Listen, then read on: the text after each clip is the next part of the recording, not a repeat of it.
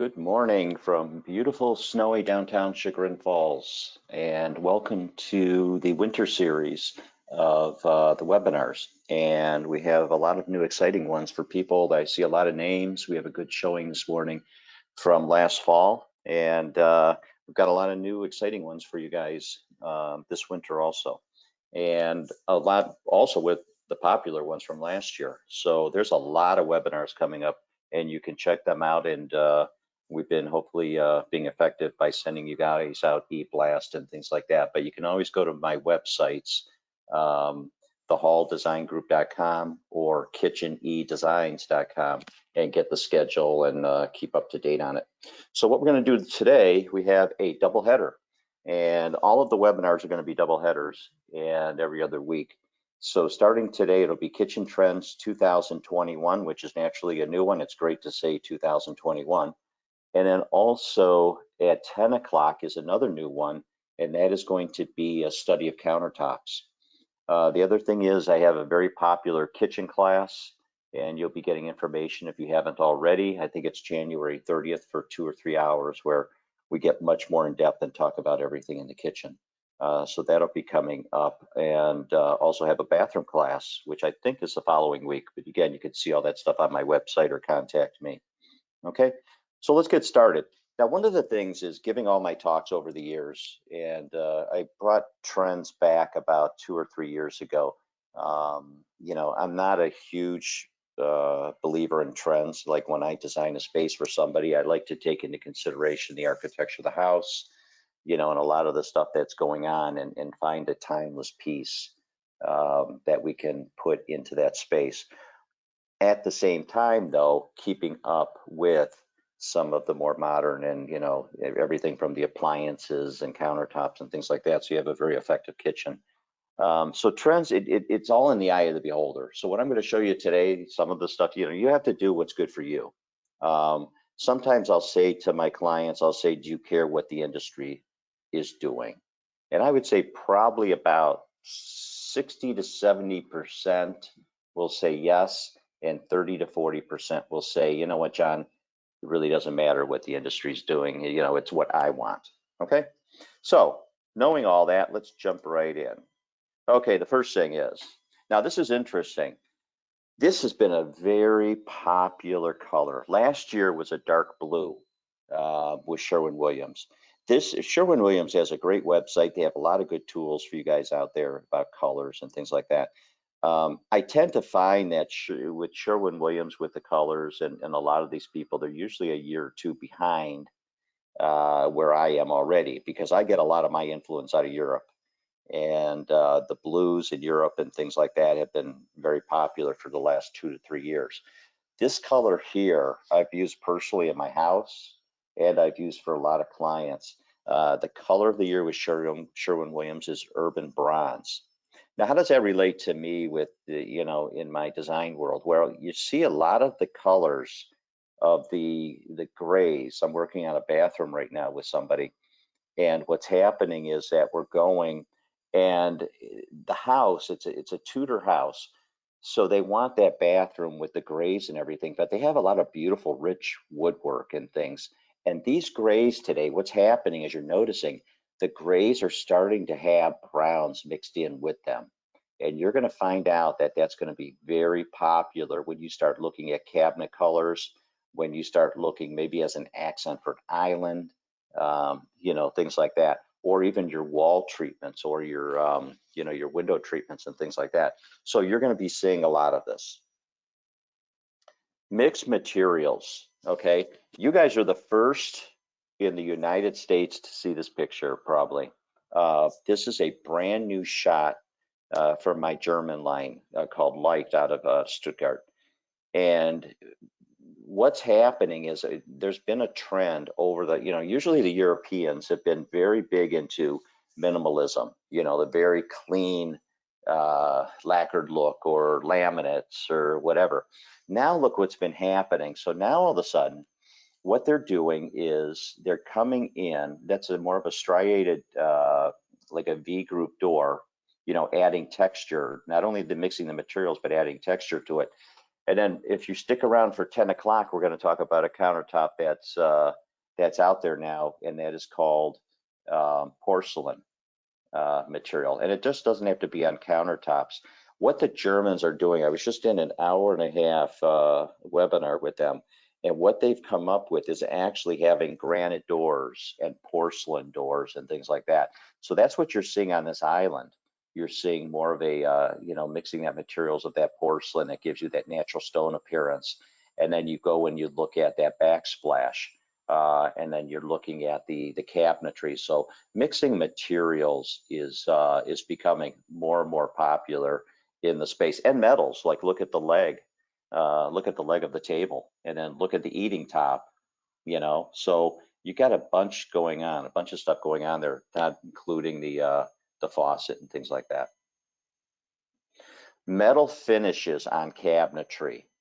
Okay, now we go back and we say, okay, this year they're coming up with the stone on the cabinets. They're coming up with all that beautiful porcelain and stone and granite. Last year, and it's carried through to this year, very, very popular, is all of a sudden mixing the metals. And now you look there and you see like a burnished steel for the cabinetry. Now, one thing that's interesting with the Europeans, this is what's interesting if you like modern, you could probably say in the back of your mind, yeah, but John, you know what? I'm never going to be able to afford that, or you can't have a whole kitchen in metal, stainless steel, it would break my bank, or same thing with the granite or the porcelain. The most interesting thing with the Europeans is that 99% of the time when they come out with a metal door or they come out with a porcelain door, they duplicate it in laminate. So you can get the same appearance at a price group 1 as you would with a price group 8. So like this right here, this could be one of their more expensive kitchens, but you know what? It could also be one of my most least expensive kitchens. If all of a sudden I turn that, that wood paneling into a laminate, and then I have that metal there. Okay, so you can see that it can be very effective without breaking the bank. But again, also here, look at you're mixing the materials here again. Okay, something else I want to show you that's brand new. Now, the jury's out in my mind, am I going to have trouble with appliances and things like that? But if you go back and look at this, notice a toe kick. Okay, this is something new now. I drop doors a lot with the Europeans when there's not been appliances and things like that. But notice that toe kick all of a sudden. That toe kick it's in metric, but it's probably close to around 2.5 to 3 inches versus your standard 4-inch toe kick. So that's something else that's trending. I've been doing that a lot, but you got to be careful with appliances and things like that, because usually American appliances have 4-inch toe kicks. Gold is in more and more. I've been doing this now. I don't know if I should be embarrassed to say or proud to say I've been doing this 35 years. It's not like the younger generations where, kids and people are on their 4th careers already. And, I guess that just shows I love what I do. But I've been through this trend now twice. And this is the gold. I mean, you got to see it's gorgeous. And you're going to see a lot of this. Now, you're going to say, John, what is that sink? Is that sink gold? No. What it is, it's and last year, if you were around last year for my talk and everything, it was copper and it was like that black stainless steel. What they do is they infuse the stainless steel with the color to get that. So a lot of these sinks are going to be, the gold infused stainless steel, or, your black stainless steel or your copper stainless steel. But this gold, and gold's just not gold. You run into a situation where it could be a burnished gold, it could be a polished gold, all different types of gold. The thing that you have to, for people that I've worked with in bathrooms and things like that, the big problem I run into is that, let's say this was a bathroom, finding a gold, how many people are out there right now are very particular? Would you be disappointed if your faucets don't match the gold of your towel bars, that don't match the gold of your trip lever on your toilet, that don't match the handle of your shower door? So those are the kind of things that you got to be careful of. Same thing here when we get into the gold, as far as the hardware and on the cabinetry and things like that. So, but gold is in. You're going to see a lot of it on house and things like that.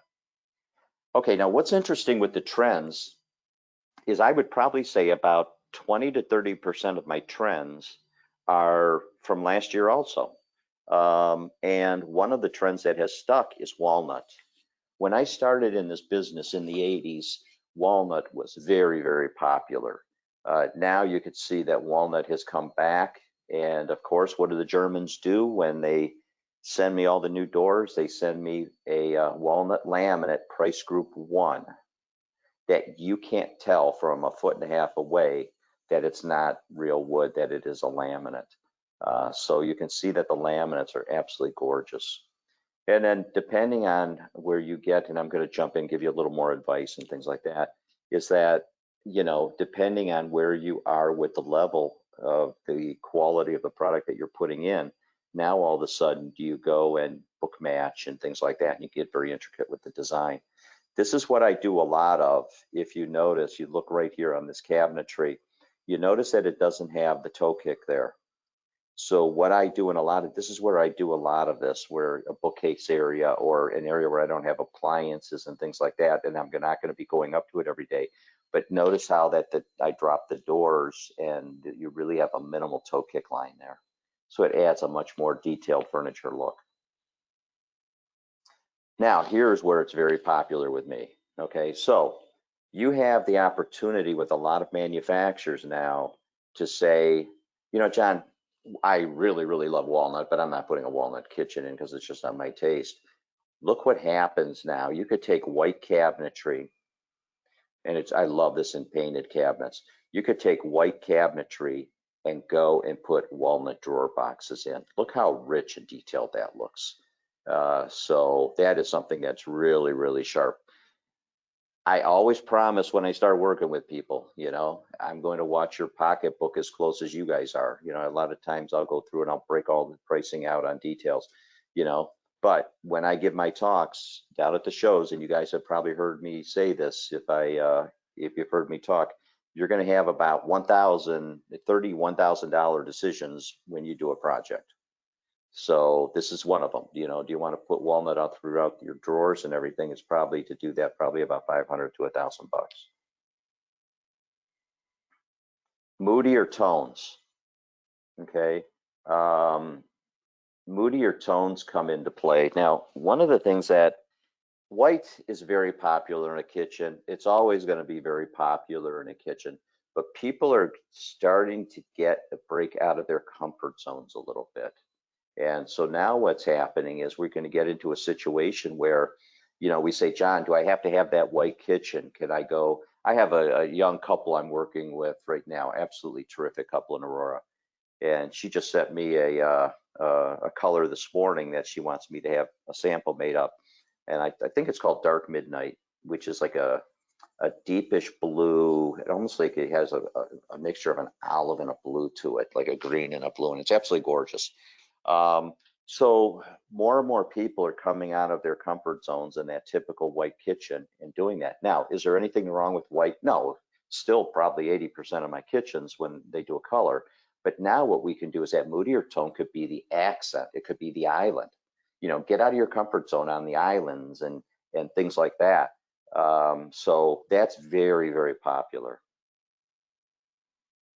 European influence, again, you know, I've started this off with a lot of European influence, but there it is again, you know, so Europeans, very clean, elegantly understated.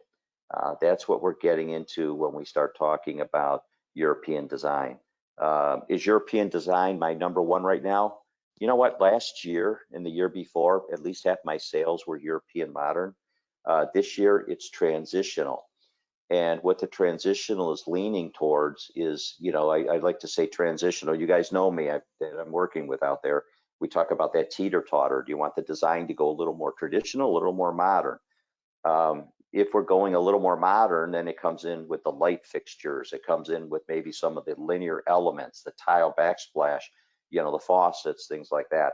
So that European influence is becoming stronger and stronger all the time. Not meaning that we have to go to a European kitchen, but with the influence can be there. Two island kitchens, okay, very popular today with me. it seems more and more everybody's breaking more and more rooms out, walls out, and we're creating larger spaces. You know, 2-island kitchens people are loving. Here's a 2-island kitchen where one is more of a work surface, and one I actually went and attached a table to it, so that can act as a service, more of a buffet area, have the seating attached to it and things like that. So you're going to find more and more pictures of 2-island kitchens as people are going through and opening up their spaces. Handleless cabinetry. So here, this is mixing up a couple of the things that we've done so far, okay, that we've talked about. There's that toe kick I talked about. There's the metal looking, that copper, almost looks like that bronze looking cabinetry. But now notice what's missing, the hardware. So this is very possible to do two ways.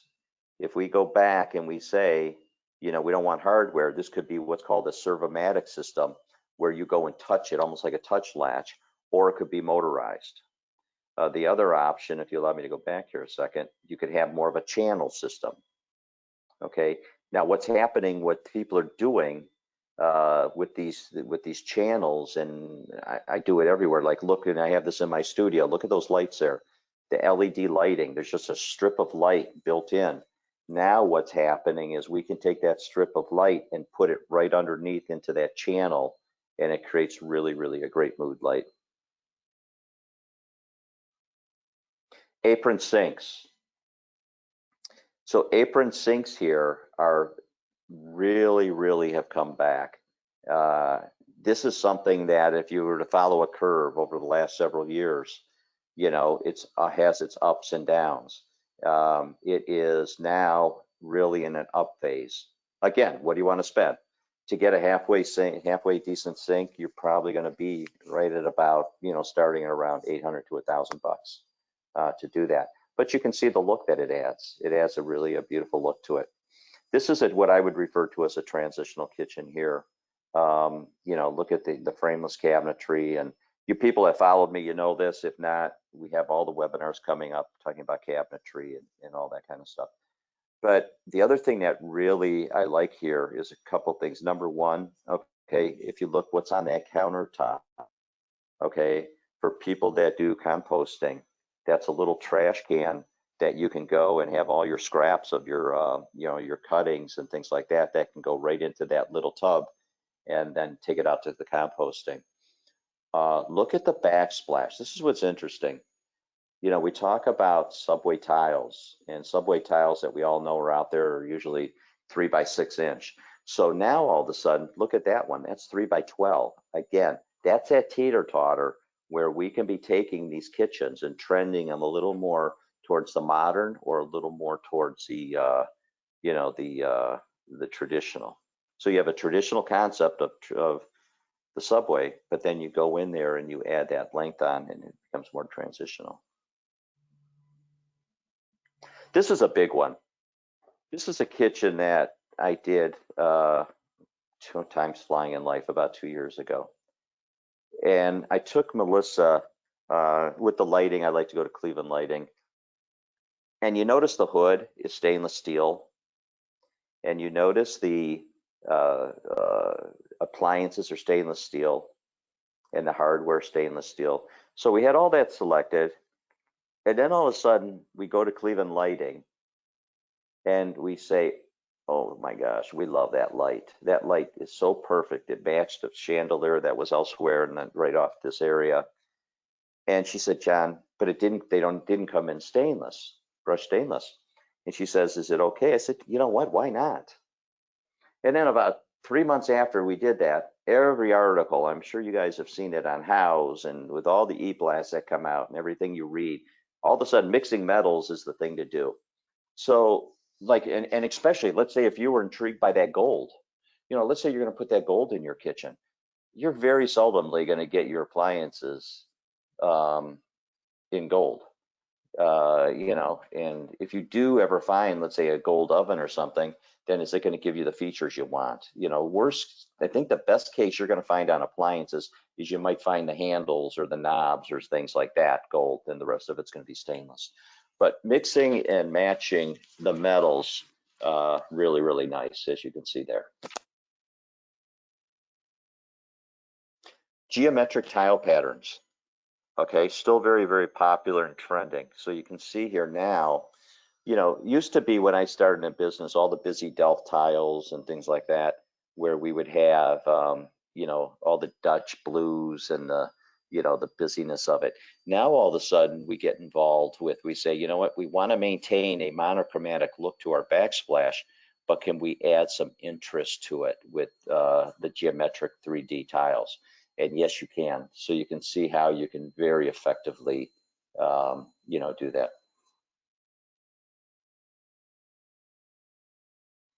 We talked a little bit about subway tiles.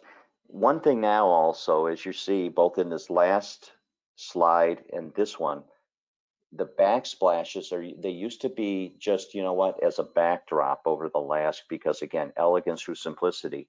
Now we're seeing more bold and bold, you know, bold and bolder type of situations, and the backsplash does it. So now look what's happening. Now all of a sudden we have a tile, subway, and if we go back and look, I want to show you one thing here that you're going to have a choice for when you do your backsplash. Okay, you have basically two options with your subways. Okay, let me go back here. If you look closely, that is a staggered pattern. Look at that backsplash also. That's even bigger than a 3x12. That looks like that's about a 3x18. So if you see that right there, you can see that that is more of a staggered type of pattern. If you want to get a little more modern, okay, I'm doing this in a bathroom right now here in Chagrin Falls, where I'm going and just stacking it. It creates a more modern look. So here we have more of a stacked pattern, oversized subway with a detail to it.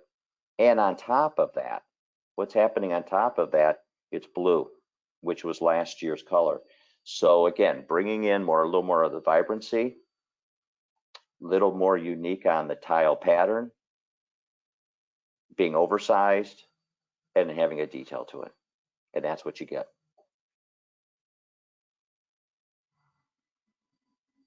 Okay, this is, I love this slide. This is something that's happening more and more. And I don't know if anybody last fall, I'm sure there's some of you, I see a lot of familiar names, took the home office webinar. But one of the things that I like to do in a lot of spaces is add a client's personal touch. Or if they have, like if it's a home office, putting a beautiful niche area with a lit area, and maybe putting a Buddha or putting a piece of art or something like that. We're finding more and more that kitchens are, this is a new term, it's called the curated kitchen. So bringing that personal element, like you could see there, that black frame piece of art over the sink. Open shelves are still very, very, very popular, and doing something like that, or doing some leaded glass, you know, that has maybe some meaning to the home, and putting that into, you know, part of your kitchen, you know, really personalizing it. So there's also, this shows a lot here, mixing metals. You know, this slide is bringing everything together. So you have more of an artistic feel. Okay, look at the gold. I think it's absolutely stunning there, mixing the metals. Look, you have the black metal on the frame. You have the stainless on your wine refrigerator, and you have the gold in your faucet. So you notice you get all of that. So that term you're going to see more and more. Why not bring, okay, some personality into it? You know, it adds a nice touch. Okay, boy, talking about been doing this a long time. This is a brand new one. Now you say, why is it brand new, John? Why are you chuckling? Well, I got to tell you, when I started the first 10 years, all we did were wood hoods. And then all of a sudden, having back in the, I would say the early to the mid 2000s, actually to the late 2000s, we do nothing but metal hoods. And now guess what's back? And more people want the wood hood. And you could see this is a beautiful wood hood, a beautiful transitional style. And I have more and more clients right now asking for a wood hood. It's gorgeous. Now, the other thing too is, okay, wood hood, but remember, you got to pay for it. So this is where I guide people, you know, and there's some things people will negotiate on, and some things people say, you know, I have to have it. You could put a metal hood in, okay, like Melissa did, for about, I mean, that's a gorgeous hood. And you see I put lights in there and everything. So you get that beautiful look for probably around 800 bucks. Now all of a sudden you put this beautiful wood hood in, okay? And now you're going to be anywhere from probably 2,500 to 4,500 bucks, you know, to do something like that. So again, where do you want your budget to lie? But wood hoods are really coming back, and not only, you know, you could take a wood hood like this, but I've done a lot of what's referred to as the mantle hoods, where you have the side pieces coming down, you pull out spice sections, and a lot of stuff like that. So very, very popular. Again, a couple other things, you know me well enough by now, people that have followed me, that I always give a little more tips than necessary, not necessary than what the slide we're talking about. But here, notice a pot filler. If there's such a word as detrending, it's the pot filler. Not as popular today. In fact, I don't remember putting one in for a while. But what that does is you could have that by your range, and then you can actually fill your pot. Now, the only negative to that is you still have to empty the pot. You're still going to have to carry the water somewhere to empty it.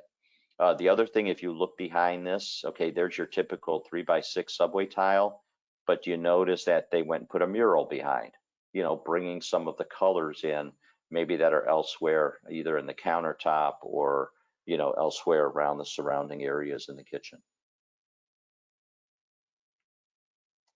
Okay, another big one. Do you notice that more and more vibrancy as we're going through all these slides? Okay, statement floor tile. This is a trend that was last year. It's continued on. I just did a back hallway mudroom in Shaker where we did something similar to this, and the customer fell in love with it, and it actually looks good, and it's maintains the architecture of the house. But do you notice here that you have that that nice pattern? If you go into my two favorite tile stores are Virginia Tile, and you go into Thomas Brick, you're going to see a lot of this as examples right now. There's that range off to the side, just to give you an example of the gold on the knobs and everything I was talking about. The other thing too, with people out there building and you know, that do extensive remodels, look at the black windows. Black windows have become more and more popular, where when I've done major projects where we've gone and changed out a lot of windows and things like that, we've taken the opportunity to go to the black windows, which is really popular. Color pops. I think this goes back to what I was talking about earlier, that you can, a lot of the colors, and you can have a lot of vibrancy. Look at, you know, behind, you can see behind that cooktop, that beautiful, beautiful glass panel. I've done kitchens where we actually put coral saltwater fish tanks in situations like that. Maybe not behind the cooktop, but to bring the vibrancy of the color. Look how they went and outside their comfort zone and put in that orange kitchen.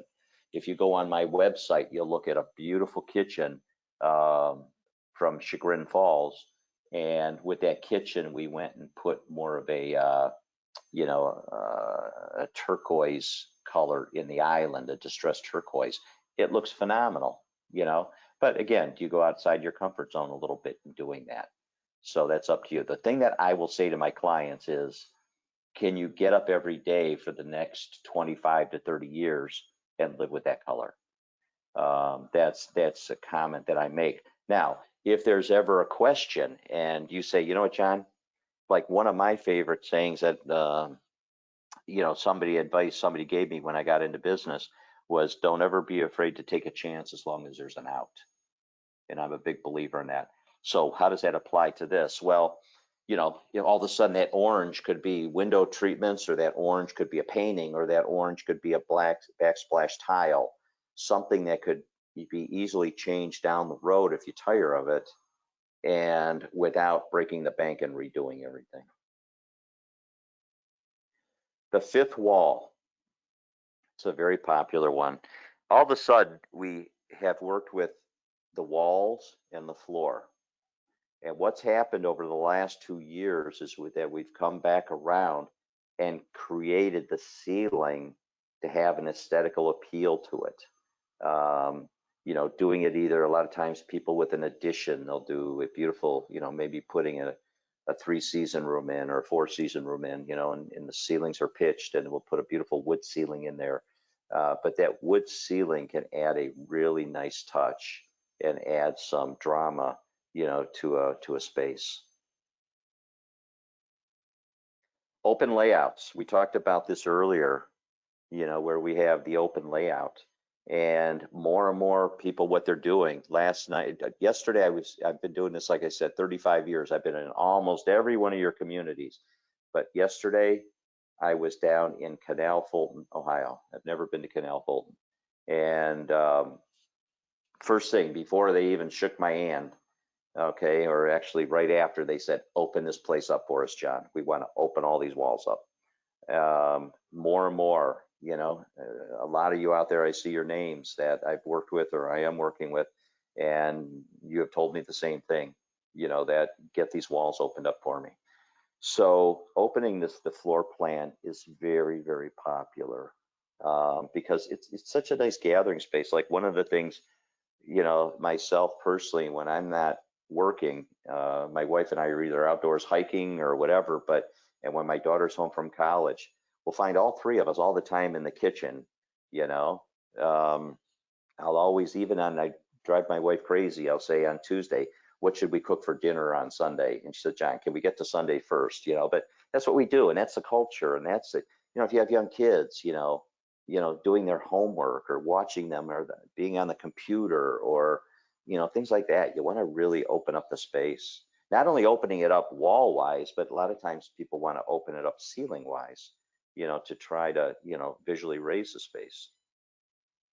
Single level islands. This was one from last year, still very popular. Instead of going with multiple heights on the islands, why not go and have just one level? And then all of a sudden, what you're doing is you're creating a space where it becomes so multifunctional, as far as putting out a buffet, or people working around the island, or, congregating or whatever. So it adds much use as far as opposed to when you raise up maybe the eating area or things like that. Just a little side note for you people out there doing your kitchens and putting in large islands and that, you do not want to order your cabinetry until you know the slab size, because Murphy's Law, what you want to avoid is to have a seam on the island if you can. So that's something important to think about. Luxury vinyl tile. Luxury vinyl tile, if you don't have wood already in the house, but you want a beautiful wood look, but let's say you have dogs. Okay, we all know what dogs can do to a wood floor. You could be the best of installers, you can be the best of refinishers, but if you have dogs, you potentially open yourself up. Or if you're outside all the time and you have kids running in and out, the salt in the water and things like that on wood, now all of a sudden, and don't let that word vinyl scare you, because you could put vinyl out there today and you would swear that it's going to be either tile or wood or whatever. It has a really nice appearance today. So the only thing I don't like to do, I don't like to put it up against wood. I finished a job out in Strongsville for a really great couple, and they had tile. This is a huge advantage of having the luxury vinyl tile. Also did it at the right by the Beechwood Mall in those condos there, the Village. where both of those clients had tile throughout the first floor. And it'd be an arm and a leg to take that tile out. So what can we do? This stuff can go right over the tile. So you don't have the labor costs of all that tearing out and prepping. So really, really nice. Smart appliances. Okay, more and more trending. You know, I give a ton of business to Jim at Bloom Brothers. And every time I go in there, we're talking about the ovens and that'll do, you know, you can start them through your phone, and you can do this and you can do that, and Alexa can make your coffee system turn on, you know, while you're upstairs. So you come downstairs and it can be going. One of the things too that, you know, I have been getting to Europe every year, and they're so far ahead. You know, they had worked on a refrigerator that's actually out there right now, and they're test marketing, where it has a camera inside the refrigerator and automatically watches if the eggs are getting low and things like that, and then would reorder and have it delivered for you. So there's just more and more going on with a lot of this. So when you go out there, are you going to want to have all of those features? And again, is it worth it to you? You know, so what do you want to spend and what do you want to invest in this kitchen? Something else I want to show you here that is very, very popular, and you should really consider when you go out and start looking at ovens and things like that. I am working with a young, not young anymore, but I did her kitchen 20 years ago. She's a paraplegic out of Pittsburgh. And she called me because the oven broke after, I think it was 23 years. And she needs to have a side swing oven. And the only oven back then was Gaggenau. Bosch has a side swing oven. And there you see it there. I don't know if that's, but yeah, I'm sure that's Bosch. That's Bosch. And people love it. Now you'll spend $500 or $600 more for it, but that side swing is really worth looking into, so that you're not bending over an oven with the back, you know, that you can actually get right in front of it. So just an added little tidbit on that one. Sleek architectural lines for plumbing. So we talked about that earlier, you know, with the more modern type of style, and you could see it even there in the plumbing fixtures. So adds a nice detail. And again, it doesn't have to be in a contemporary kitchen. It could be in that transitional where we teeter-totter. So that's an option. Okay. So that's it. So as I have mentioned in the fall, if anybody's interested, I have a design guide that I was selling at the shows. I'm actually just giving them away to you guys if you're interested in them. I think some of you have them and are enjoying them. If not, just let me know. If anybody needs any guidance or needs to get in touch with me, here you can do it right here. I have two companies, one design only, one the Hall Design Group, where I work with people throughout the whole process. You can get on these websites, give me a call. I'd be happy to help you or answer any questions. So that's going to take us to the end. I always appreciate emails and enjoy reading them if you enjoy the webinars. I think that's the stuff that really motivates me to keep presenting these things to you. So if anybody has any nice comments, I always like to hear them, or any constructive things that, you know, what I could be doing better, or any other topics. We are going to turn around in about 22 minutes, and we're going to talk about countertops. So I'm glad you guys had the opportunity to join me. This is the first of many. I think we go all the way into April with webinars. So hopefully you enjoyed it, and we'll look forward to seeing you again at 10 o'clock. Thanks. Bye-bye.